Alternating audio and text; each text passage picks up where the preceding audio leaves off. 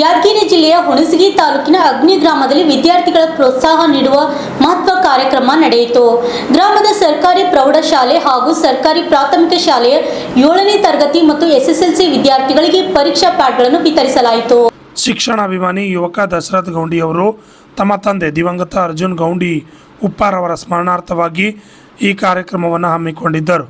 ಕಾರ್ಯಕ್ರಮಕ್ಕೆ ಪೂರ್ಣಪ್ರಜ್ಞೆ ಪ್ರತಿಷ್ಠಾನ ಹುಣಸಗಿ ಸಂಸ್ಥೆ ಸಹಯೋಗ ದೊರೆತಿತು. ಕಾರ್ಯಕ್ರಮದಲ್ಲಿ ಮಾತನಾಡಿದ ದಶರಥ್ ಗೌಂಡಿ ಅವರು ವಿದ್ಯಾರ್ಥಿಗಳು ಪರಿಶ್ರಮದಿಂದ ಓದಿ ಉತ್ತಮ ಫಲಿತಾಂಶ ಸಾಧಿಸಬೇಕು ಎಂದು ಕರೆ ನೀಡಿದರು.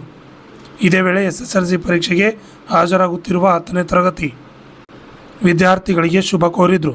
ವಿದ್ಯಾರ್ಥಿಗಳು ಮತ್ತು ಶಿಕ್ಷಕರು ಈ ಸಹಾಯವನ್ನು ಕೃತಜ್ಞತೆಯಿಂದ ಸ್ವೀಕರಿಸಿದ್ದು ಶಿಕ್ಷಣ ಕ್ಷೇತ್ರಕ್ಕೆ ಇಂತಹ ಸಹಾಯಗಳು ಮತ್ತಷ್ಟು ಉತ್ತೇಜನ ನೀಡುತ್ತವೆ ಎಂದು ಅಭಿಪ್ರಾಯಪಟ್ಟರು. Rajkumar Rathod, RJ 32 Kannada news, Yadgir.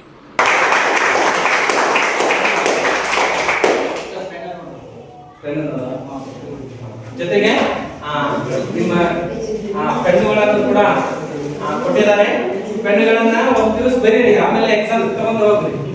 ಒಮ್ಮೆ ಡೈರೆಕ್ಟ್ ಯಾವ ಉದ್ದೇಶ ಅಂತಂದ್ರೆ ನೀವು 10ನೇ ತರಗತಿ ಇದ್ರಲ್ಲ, ಇವಾಗ ವಾರ್ಷಿಕ ಪರೀಕ್ಷೆ ಇದೆ. ಅದ್ರ ಸಲುವಾಗಿ ಏನ್ ಮಾಡ್ತಾ ಇದ್ದಾರೆ, ಇಂಪ್ರೆಂಟ್ ಆಗಿ ಇದನ್ನ ಮಾಡ್ತಾ ಇದ್ದಾರೆ.